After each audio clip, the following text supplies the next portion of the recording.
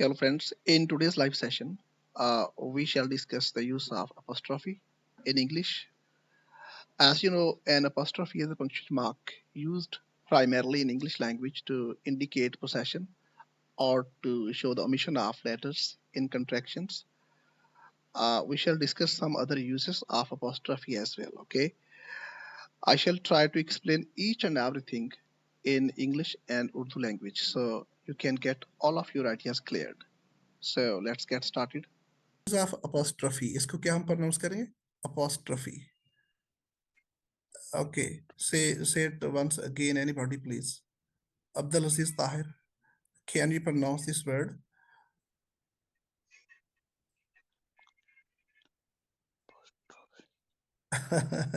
This is apostrophe, okay? How will you pronounce apostrophe? Okay, apostrophe. The apostrophe is a punctuation mark that serves several functions in the English language. Here are the main uses of apostrophe. Apostrophe के बहुत सारे इस्तेमाल हैं। एक तो हम करते हैं पोसेशन के लिए या मलकियत के लिए, जहां कहीं मलकियत हो, यानी जहां का की के का कॉन्सेप्ट हो इंग्लिश में, तो आप वहां पे क्या करते हो, अपॉस्ट्रफी का इस्तेमाल, उसके बाद एस लिखते हो। ओके, आगे चल के हम इसको डिस्कस करेंगे, जैसे अली की किताब, अलीज बुक। ओके, तो इसका और भी बहुत सारे इस्तेमाल हैं। इसमें नंबर एक कंट्रैक्शंस के लिए आता है। What is contractions? Anybody please. Contractions क्या होती हैं? यू कह लें शॉर्ट फॉर्म। ये साइंटिफिक वर्ड है कॉन्ट्रैक्ट। कॉन्ट्रैक्ट से निकला, इसका नाउन है कॉन्ट्रैक्शंस।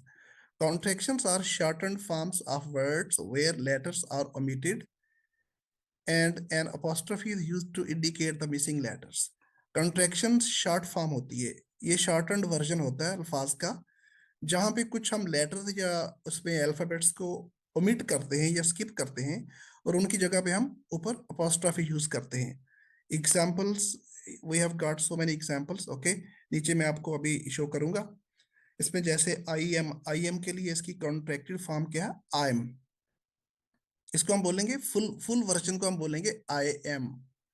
ये जो प्रोनाउन है इसको आई नहीं कहते, आई होता है, आई।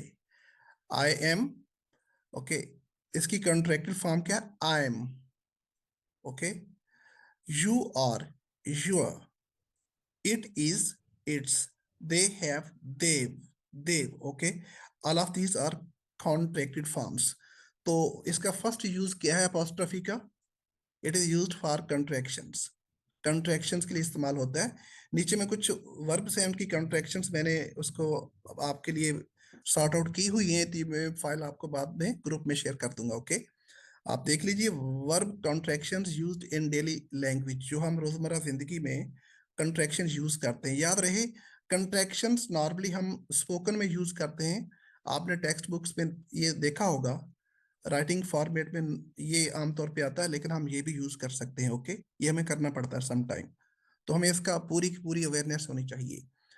तो इस साइड पे मैंने लिखा, कॉलम बनाया हुआ कंट्रैक्शंस, तो राइट साइड पे एक्सपेंडेड यूसेज, उसका जो फुल वर्जन है वो लिखा हुआ है मैंने।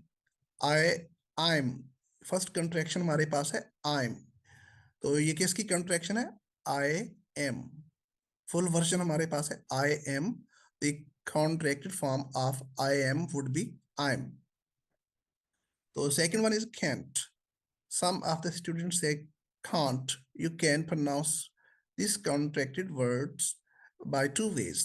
Either you can pronounce it can't. In American English, it sounds like can't, but in British English, it sounds like can't. You can pronounce it by two ways. Is that clear? Okay, इसको can't नहीं कहना, can't या can't. Okay, तो ये इसका full version क्या है? Can not. Next है हमारे पास डोंट, डू नॉट, ये आपको ऑलरेडी पता है। Didn't, did not. ये जो हम यहाँ पे कॉमा लगा रहे हैं ऊपर, ये है अपोस्ट्रोफी। ये कहाँ कब इस्तेमाल हो रहा है?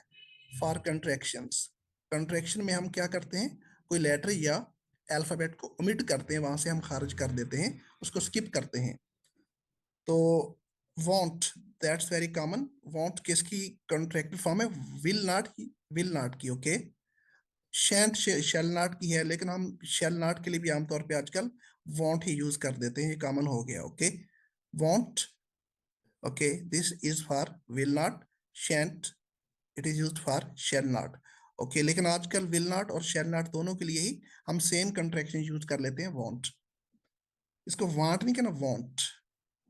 ओके, नेक्स्ट है aren't, are not, isn't, is not, warrant.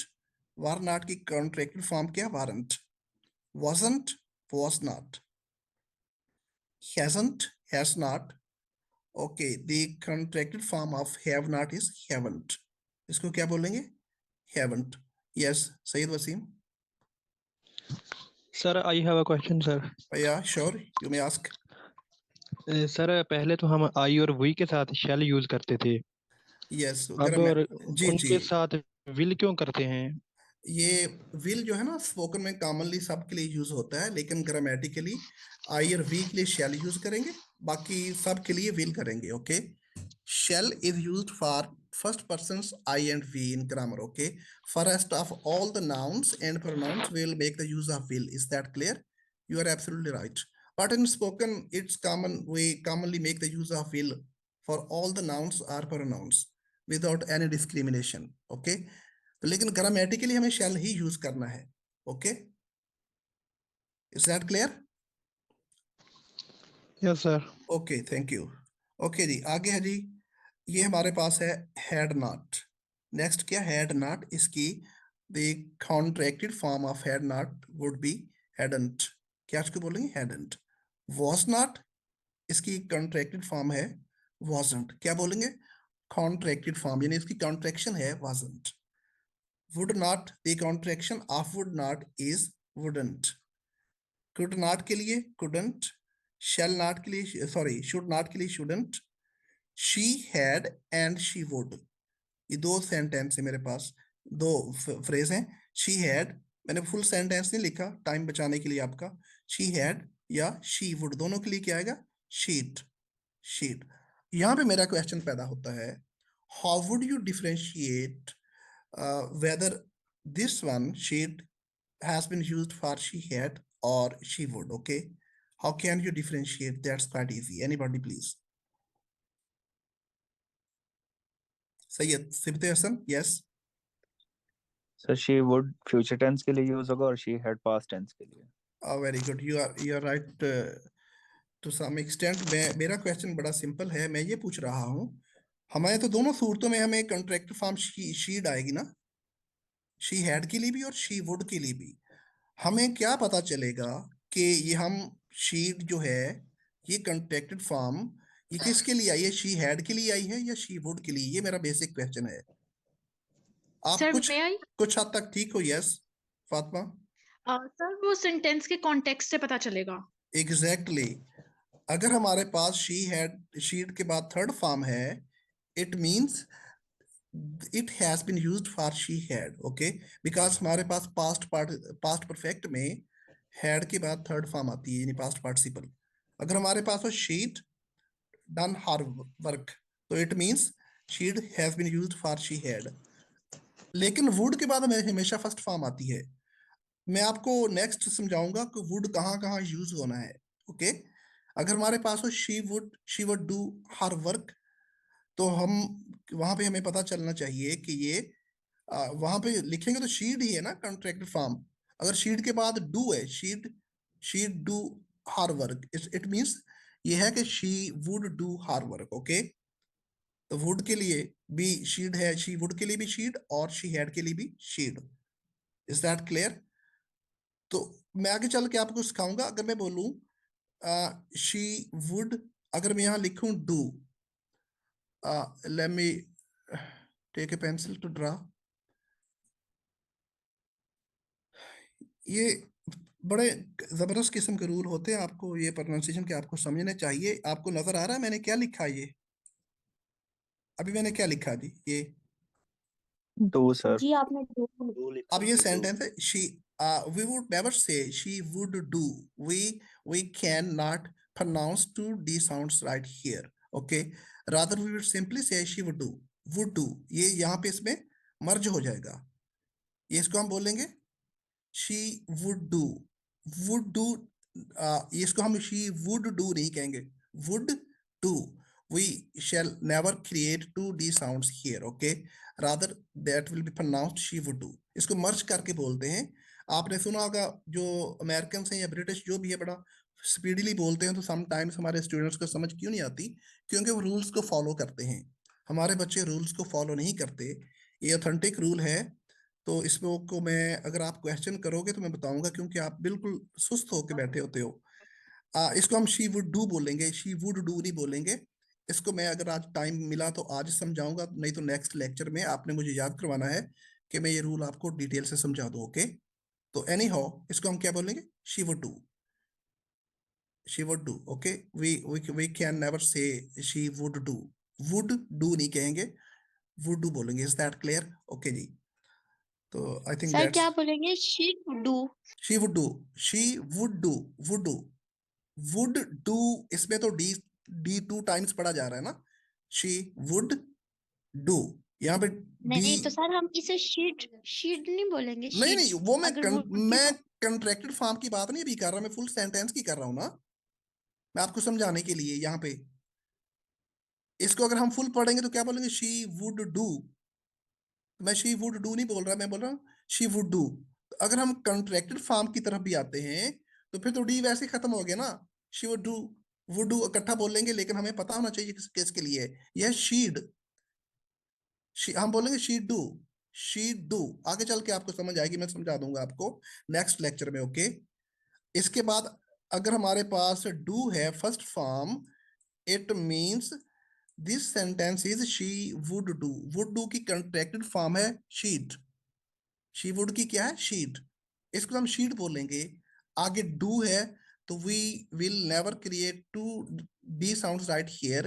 हम बोलेंगे she do, she do, she do our work. इसलिए हमें वो बच्चों को अंग्रेजों की समझ नहीं आती, हालांकि वो बिल्कुल सही बोल रहे होते हैं.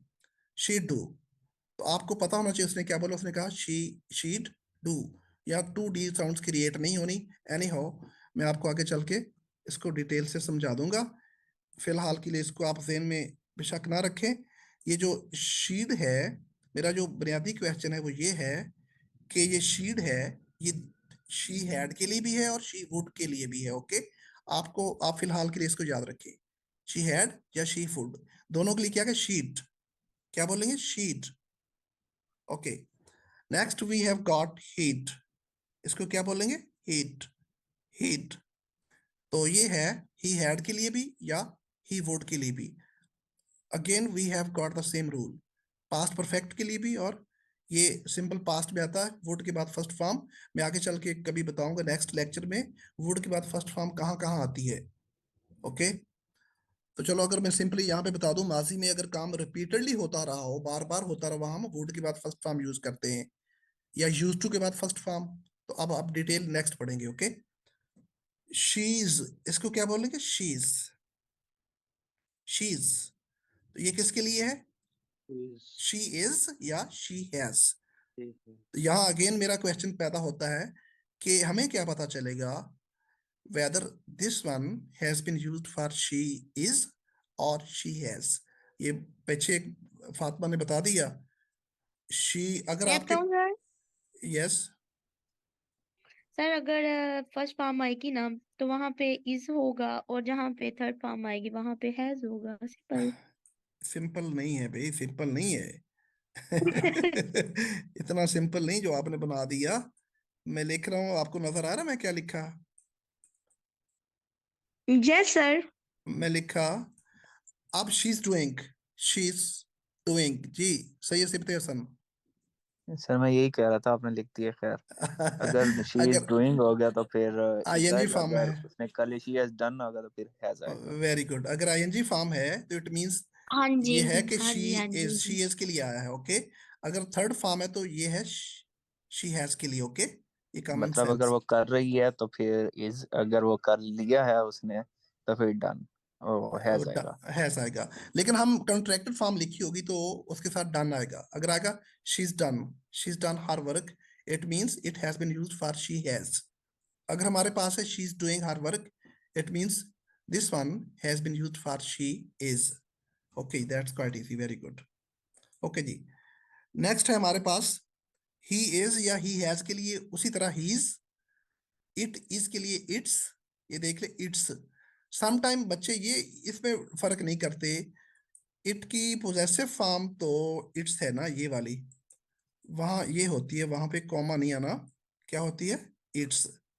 ओके, तो ये क्या है, ये इट इज की कंट्रैक्शन है, इट इज की, ओके, या इट हैज की, उसकी तरह इट्स आएगा, ये कंट्रैक्टेड फॉर्म है। और ये क्या है, दिस इज पोजेसिव फॉर्म, ये किसकी पोजेसिव फॉर्म है, इट की। ओके, इसकी ऑब्जेक्टिव केस इट ही होती है और पोजेसिव केस क्या होती है, its. Is that clear? Okay जी, yes sir. Next we had या वी वुड, उसके लिए अगेन वीट, जैसा कि पीछे हमने पढ़ा ये वाला, वी हैड या वी विड, वी वुड, दोनों, इसको हम वी नहीं कहते, वी क्या बोलेंगे, वी। जैसे हम वो अल्फाबेट बोलते हैं U V W X Y Z, V की तरह बोलना, इसको वी नहीं कहना। वी हैड और वी वुड दोनों के लिए क्या होगा, वीट, क्या बोलेंगे, वीट, वीट।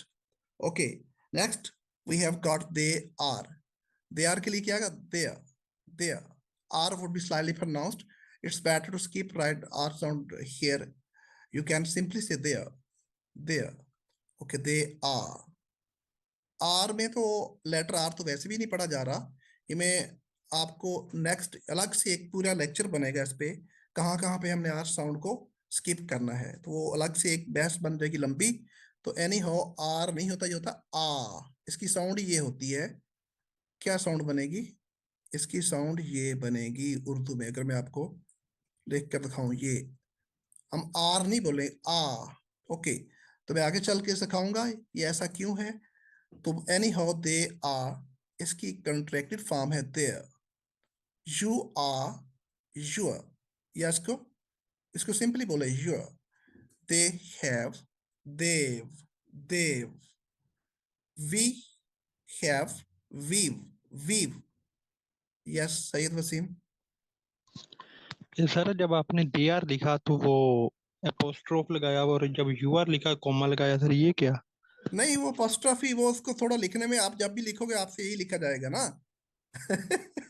आपको इसका यूज करना पड़ेगा इसकी जगह पे, अपोस्ट्रोफी, ये अपोस्ट्रोफी ही है। सर ये अमेरिकन एक्सेंट है ना? नहीं नहीं, अब वो सैयद वसीम और कोई क्वेश्चन कर रहा है, मैंने यहाँ पे दे आर के ऊपर ये जो लिखा है ना, ये वाली सिंबल, मैंने टिपिकल वो जेन्युइन रियल सिंबल लिखी है, किसकी, अपोस्ट्रोफी की। अगर यस सर। आपको फाइंड आउट नहीं कर सकते तो आप ऊपर ये कॉमा लगा सकते हो ना, ये वाला, ये in real sir sense apostrophe के लिए आया है, ठीक है। ओके सर, ये यही कंफ्यूजन है सर। ये मैंने कुछ में ऐसे लिखा, कुछ में नहीं, एक दो में और भी नजर आ गया, मुझे पता था, मुझे खुशी हुई आपने पूछा, मैंने कहा देखते को पूछता तो नहीं, आपने पूछ लिया। ये देखो, ये एक दो में और भी था, चलो खैर, वो उसने जब लिखते ना टाइप कर, तो इसको ऐसे ही कर देता है, खैर। तो ये आपको पता कहाँ से लिखना, ये अलग पे एक, अगर आपको जब हम स्किल की तरफ जाएंगे तो मैं आपको सिखाऊंगा। ओके जी, तो ये होगी कंट्रैक्टेड फॉर्म्स किस साइड पे है, लेफ्ट साइड पे। फुल वर्जन किस साइड पे है, ये है फुल वर्जन। ओके, तो ये इसको आपको याद करने के लिए थोड़ा सा इसको देखना पड़ेगा। ओके, बहुत सारे स्टूडेंट्स को 99% तो आपको ऑलरेडी पता है, तो फिर भी मैंने मुनासिब समझा इसको रिवाइज करें। तो ये फर्स्ट यूज है किसका, अपोस्ट्रोफी का। ये क्या वर्ड है, अपोस्ट्रोफी, इसको एपोस्ट्रोफी नहीं कहना, अपोस्ट्रोफी, अपोस्ट्रोफी। ओके, अपोस्ट्रोफी ये है, उसकी सिंबल लिखी मैंने, इसका फर्स्ट यूज किया, ये देखो ये लिखा ना, ये वाली, ये आई एम, ये योर, ये देखो लिखा, तो कहीं वहां वो लिख दी, ताकि आप ढूंढते ना रहें कहाँ से ये लिखनी है, आप इससे काम चलाइए, अपोस्ट्रोफी ही होता है। ओके, चले जी, तो ये इसको आप याद करिए, ये फर्स्ट यूज है। What is the first use of apostrophe, it is used for contractions, किसके लिए आता है, कंट्रैक्शंस के लिए। ओके, सेकंड इसका यूज देख लें, बहुत इजी है, फॉर पोसेशन, ये it has been used commonly by most of the students, बल्कि सारे बच्चे यूज करते हैं इसको पोसेशन के लिए। यस सैयद सिफ्त हसन। सर आपने देव तक बताया, आगे प्रोनाउंस तो कर दो प्लीज। अच्छा, वही, और आई मैं गो। ओके ओके ओके मैं बोल दिए थे, चलो आप दोबारा देख लें। देव, जी we sir. We we've we've, I've, क्या बोलेंगे? आएव। मैं कोशिश करता हूँ अगर मैं लिख पाया तो। आएव, आप ऐसे समझे, चलो आएव, ऐसे करके देख लें, चलो जी। चलो सर समझ आ बात यह है कि ना, गई। यहाँ पे हमारे कुछ दोस्त इंडियंस भी हैं, उन्हें तो उर्दू समझ नहीं आनी किस तरह से लिखी जाती है। हाँ जी, आप मिसाल दे दें, वो लाइक बोल लेते हैं आम आइव, की।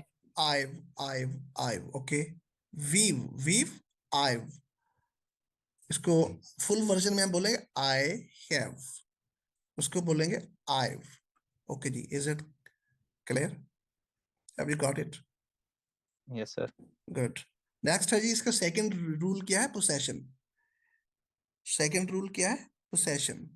ओके, पोसेशन कहते हैं, ये पोजेस से निकला है, मलकियत। मलकियत आपको पता ही है, जब कुछ चीज हम रखते हैं उसके लिए आप, इख्तियार। हाँ, इख्तियार, कब्जे, कब्जे के लिए हम ये यूज करते हैं। इसका उर्दू में होता है जो का, की, के, उसके लिए आता है। ये कहाँ आता है? बेजान चीजों के लिए, नॉन लिविंग थिंग्स के साथ हम ऑफ यूज करते हैं। वो ऑफ नहीं होता, एक्चुअली होता ऑफ। क्या यूज करते हैं नॉन लिविंग थिंग्स के लिए? इसको हम बच्चे हमारे ऑफ, ऑफ ही सुना आपने, चलो मैं भी ऑफ कहता, ऑफ नहीं होता, of, O double F, sir of. अंग्रेज भी अजीब है ना। ये इसको बोले ऑफ। चलो आपको समझाने के लिए मैं पंजाबी में इंग्लिश बोल रहा लिख हूँ, ऑफ। चलो ये ऑफ लिखते है। कुछ और हैं, बोलते कुछ और हैं। आगे रूल जब आप सीखोगे बहुत इजी है। जब मैं भी बच्चा जी था तो सर। मुझे भी कुछ लोगों ने यही बताया था कि इंग्लिश का ना सार पाँव नहीं है, हालांकि इंग्लिश का सार पाँव है।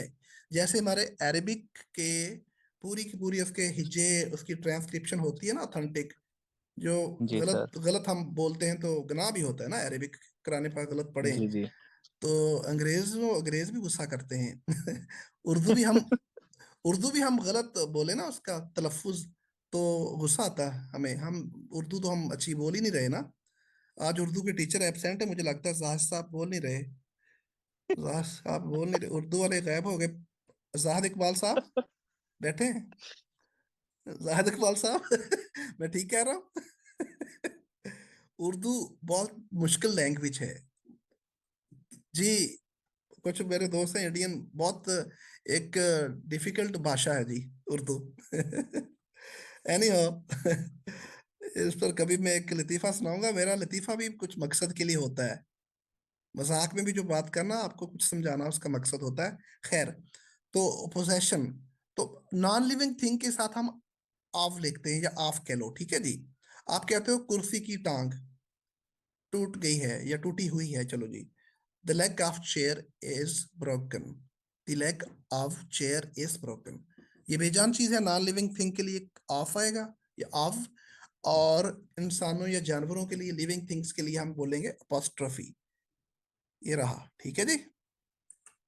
सर एक क्वेश्चन है जी जी, दो करें। कि हमें स्पोकन स्पोकन के लिए कौन सी लैंग्वेज मतलब ज्यादा प्रेफर करनी पड़ेगी, ब्रिटिश या अमेरिकन? आजकल इसको होता है RP, received pronunciation, that is British English, okay, जो हम हमारे सिलेबस में होती है।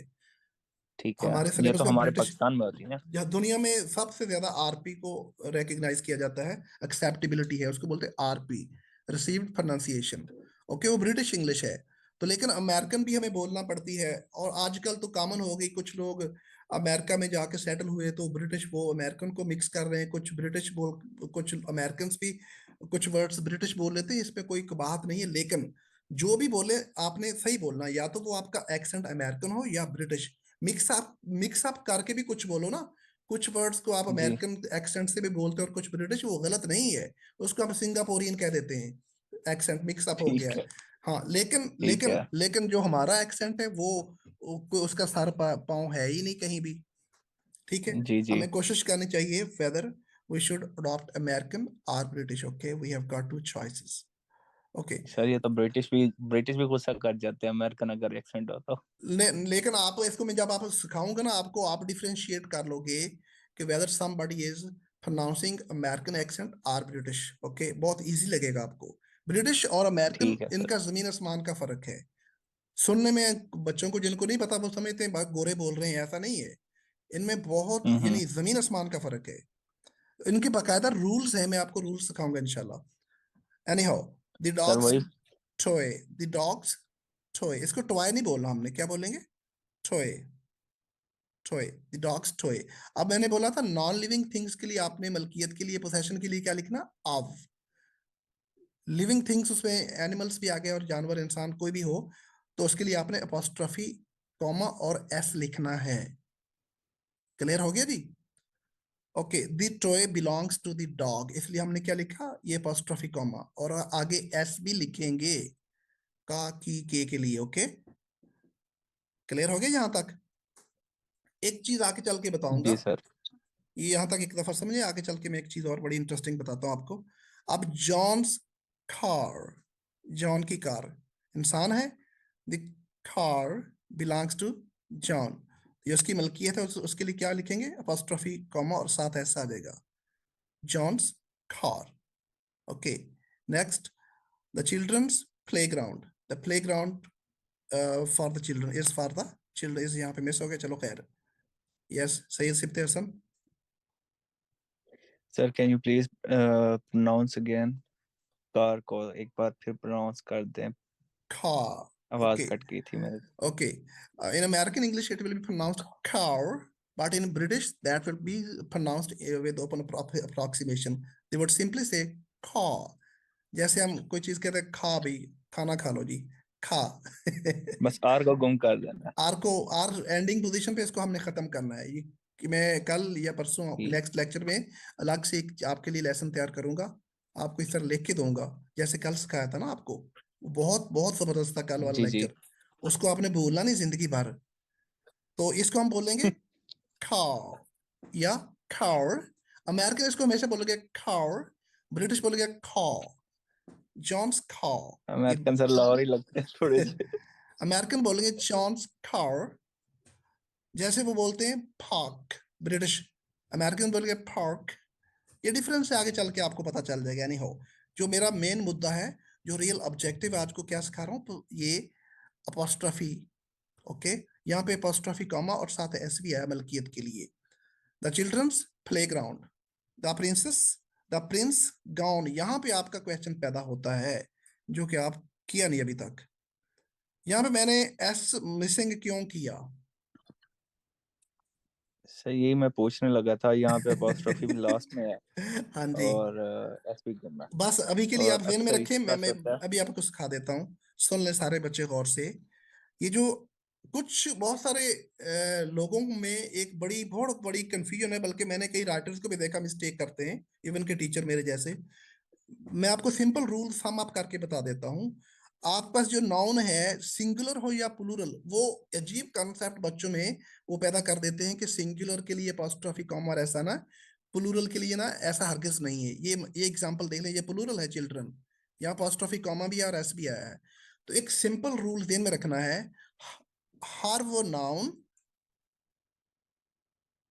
हर वो नाउन जिसके एंड पे हिजिंग साउंड पैदा होती हो, हिजिंग साउंड वो नॉर्मली एस की साउंड होती है या जी की, ये साउंड्स, ये दो साउंड्स हिजिंग साउंड क्रिएट होती हो, वहां अपोस्ट्रोफी कॉमा आएगा, सिर्फ एस नहीं आएगा। ये बहुत सिंपल रूल है, मैंने आपको इंतहाई सादा तरीके से समझाने की कोशिश की है। आप देखें, प्रिंसेस, शहजादी, ऑलरेडी यहाँ पे हिजिंग साउंड पैदा होती है, एस की साउंड आ रही है। ओके, तो मजीद एस लगाएंगे तो वहां पे अजीब सा बन जाएगा, प्रिंसेस गॉन। हाँ, लेकिन ट्रांसक्रिप्शन में कुछ वेबसाइट्स या कंपनीज उनकी ये गाइडलाइंस में है कि वो इसको मजीद एस लिख लेते हैं। ओके, लेकिन जो ऑथेंटिक या शॉर्ट रूल है वो यही है, नाउन खा सिंगुलर हो खा प्लूरल, जिसके एंड पे यहाँ पे हिजिंग साउंड पैदा होती हो, ये वाली, तो वहां आपने हमेशा सिर्फ सिंगल एक कॉमा लगाना है, आगे मजीद एस नहीं लगाना। ओके, खा वो नाउन सिंगुलर हो या प्लूरल हो। Is that clear? Yes sir. Very good. Okay, तो कुछ कुछ राइटर्स कहते हैं लो जी, वो कुछ सूरत में आप लगा भी सकते हो, हाँ लगा सकते हो, लेकिन वो आगे चल के मैं आपको बताऊंगा। मैं आपको ट्रांसक्रिप्शन की तरफ भी लेके जाना है, हम उन वेबसाइट्स पे भी अप्लाई करेंगे जो ट्रांसक्रिप्शन जॉब्स होती हैं, डिफरेंट वेबसाइट्स हैं, जैसे इसमें बहुत सारे हैं, गो ट्रांसक्रिप्ट है, रेव है और भी हैं, तो उसकी उनकी अपनी अपनी गाइडलाइंस होती हैं। तो लेकिन हमने जनरल जो स्टैंडर्ड रूल को अप्लाई करना है, वो स्टैंडर्ड रूल यही है कि आपके पास नाउन जो है उसके एंड पे अगर हीजिंग साउंड पैदा होती हो, whether that particular noun is singular or plural, what the case may be, okay, you will not write s नहीं लिखोगे, सिर्फ apostrophe कॉमा आएगा। ओके ओके जी, आगे चलते हैं। नेक्स्ट है हमारे पास चार्ल्स डिसियन, चार्ल्स का फैसला। Charles decision surprised everyone. ये हमें एक छोड़ दिया sentence, the hostess welcoming smile, welcoming smile, hostess उसकी मलकियत है यहाँ पे इसके साथ, तो हम क्या लिखेंगे यहाँ पे, उसकी मलकियत स्माइल के साथ उसका पोसेशन, ये मलकियत है। यहाँ अपोस्ट्रोफी कॉमा तो आएगा, ऐसा नहीं आएगा क्योंकि यहाँ हीजिंग साउंड क्रिएट हो रही है एस है एंड पे। Okay, the hostess welcoming smile made us feel at home. Feel at home again एक इडियम है, तो इसका आपको पता है। ओके, नेक्स्ट सेंटेंस है चार्ल्स, इसको चार्ल्स नहीं बोलना, चार्ल्स, सेकंड सिलेबल आ गया, इस पे स्ट्रेस आ जाएगी। चार्ल्स डिसियन सरप्राइज्ड एवरीवन, यहाँ पे भी अपोस्ट्रोफी कॉमा आया है, आगे एस नहीं आया क्योंकि यहाँ पे हीजिंग साउंड पैदा हो रही है एस की। ओके, समझ आ रही है सबको जी? कुरतुलैन जी आपको सर। समझ आ गई है जी? बाकी कोई बच्चा, रोहित कुमार समझ आ गई आपको? हाँ जी सर, आ गई है। The fox den, fox fox fox की कुछार, उसके रहने की जगह फॉक्स। अब देखिए बाजार तो एक्स है लेकिन साउंड फॉक्स, हिजिंग साउंड पैदा हो रही है, सा साउंड, इसको बोलते हैं हिजिंग साउंड एस की। द फॉक्स डेन, हम इसके साथ मजीद ऐसा लिखकर गड़बड़ी नहीं करना चाहते ऐसे। ओके, वो अजीब सा बन जाएगा। आपने क्या लिखना, फॉक्स। इज दैट क्लियर जी? इसको फॉक्स डेन लिखेंगे, is well hidden. Okay, next है जी, ये आपका सेकंड रूल था जी। सेकंड रूल इसका क्या है, अपोस्ट्रोफी, अपोस्ट्रोफी कॉमा भी इसके साथ आएगा और साथ एस भी आएगा। कहाँ आएगा, विद पोसेशन। फर्स्ट क्या था, ओमिशन के लिए, सॉरी ओमिशन के लिए, ओमिट करने कॉन्ट्रैक्शंस के साथ। ओके, आगे चले जी। नेक्स्ट है प्लूरल पोसेशंस का उसने रूल दोबारा से वो आपकी आसानी के लिए लिखा है। एनी ऑफ रूल वही है, ये लिख दिए सेंटेंस, आप पढ़ लेना, वो ऑलरेडी मैं पढ़ा चुका हूं आपको। नेक्स्ट है जी, omitted letters in informal writing. Informal writings में हम कुछ लेटर्स को ओमिट करते हैं, वो जैसे ये sir I text have book. One question. Yes sir formal और इनफॉर्मल राइटिंग कौन सी होती है, इनमें थोड़ा सा हाँ, इनफॉर्मल बता यूं कह ले, दीजिए। हम जब आपस में गुफ्तगू करते हैं, जो हमारी लिविंग इंग्लिश है या गोरे आपस में बोलते हैं, वो फॉर्मल स्टाइल होता है। इनफॉर्मल, सॉरी, कौन सा होता है, इनफॉर्मल।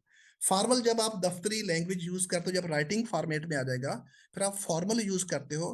खास तौर पे स्टूडेंट्स को टीच करने के लिए टीचर फॉर्मल इंग्लिश बोलता है। ओके, हाँ, वो को गोरा टीचर भी पढ़ाएगा, वो बड़ी कॉम्प्रिहेंसिव और बहुत ठहर ठहर के अच्छी इंग्लिश बोलेगा, वो होती है फॉर्मल।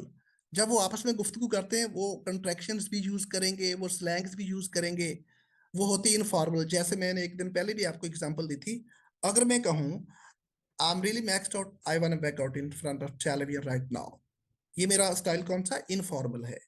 अगर मैं इसको फॉर्मल स्टाइल से बोलूँ तो बोले मैं कहूंगा इसी को, I am extremely tired and I want to take rest sitting in front of television. अब आपको समझ आ गई कौन सा फॉर्मल था, सेकंड वन। पहला स्टाइल कौन सा, इनफॉर्मल है। ओके, सर एक और क्वेश्चन है, जब हम वो शॉर्ट ऐसे राइट करते हैं स्क्रिप्ट जो करते हैं, उसमें सर हम इनफॉर्मल यूज करते हैं या फॉर्मल यूज नहीं नहीं करनी नहीं नहीं, चाहिए राइटिंग में लैंग्वेज? हमें हमेशा फॉर्मल यूज करनी है भाई। राइटिंग ओके में ऐसे में हमेशा फॉर्मल लैंग्वेज ही यूज करनी है। हाँ, अलबत्ता इस तरह की कंट्रैक्शन डोंट कैंट कर सकते हो, लेकिन कोशिश करें कम से कम करें, ये कर सकते हो तो। लेकिन और ग्रामर लिखो। हाँ, ग्रामर तो सारी बात है, हम ग्रामर ठीक लिखेंगे वहां पे फॉर्मल में हर सूरत। इनफॉर्मल में भी ग्रामर नहीं, गलत नहीं। ग्रामरली सॉफ्टवेयर में अगर हम वो अपना वो स्क्रिप्ट को सेट कर रहे हो तो तब हम उसका मोड जो फॉर्मल है वो फॉर्मल इनफॉर्मल फॉर्मल कर। Formal formal okay sir, formal thank you. जी, वेलकम। ओके जी, ओके।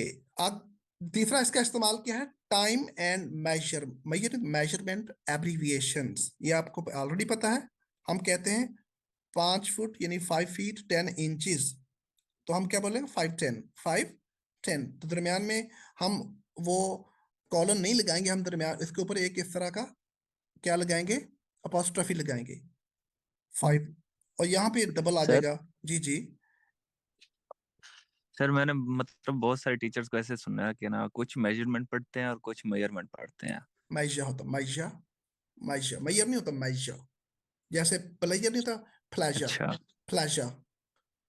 हमारे बच्चे बोलते हैं, मैं ठीक टीचर तो नहीं कहूंगा, बच्चे बोलते हैं हमारे प्लेयर प्लेयर प्लेयर कहते हैं ना, सर, जबकि टीचर्स भी होता ऐसे क्या, बोलते हैं अक्सर यहाँ पे ना हमारे। प्लेजर मैजा मैजा। ओके ओके जी। Okay sir. 510 मतलब इट मींस 5 फीट 10 इंचेस, तो क्या आएगा 510। ओके, ये 10 मिनट्स, उसके लिए सम टाइम हम ऐसे ही लिख लेते हैं, ये बहुत कम इस्तेमाल होता है, इसको बेशक रहने दें, इसको बेशक रहने भी दे आप, कोई बात नहीं, लेकिन बहुत जरूरी है थर्ड वन, 60s यानी 60 का अशरा 1960, ये पूरा क्या 1960s, हम इसको प्लूरल फॉर्म में लिखते हैं ना, इसको शॉर्ट वर्जन में हम ऐसे लिख सकते हैं 60s, ऊपर ये हमने ओमिट किया 1 और 9 यानी 19 को ओमिट किया है, इसको हमने खारिज किया, स्किप किया है, तो उसके लिए 60 के स्टार्ट में हम ऊपर ये अपॉस्ट्रोफी लगाते हैं 60s, इट मींस 60 का अशरा जो है 60s। ओके